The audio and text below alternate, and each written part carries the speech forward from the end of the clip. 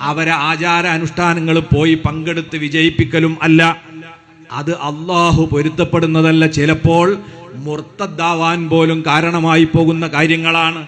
മതപരമായി ഏറെ ഗൗരവമുള്ള അടിസ്ഥാന വിശ്വാസത്തെ ബാധിക്കുന്നതാണ്. ഇസ്ലാം വിശ്വസിക്കുന്ന അടിസ്ഥാന വിശ്വാസം ഏകദൈവ വിശ്വാസമാണ്. ഏകനായ അല്ലാഹു സുബ്ഹാനഹു വ തആല എല്ലാവർക്കും അറിയുന്ന സൂറത്താണ്. ഖുൽ ഹുവല്ലാഹു അഹദ്, അല്ലാഹു ഒരുവനാണ്. ലം യലിദ്, അവൻ സന്താനോൽപാദനം നടത്തിയവനല്ല.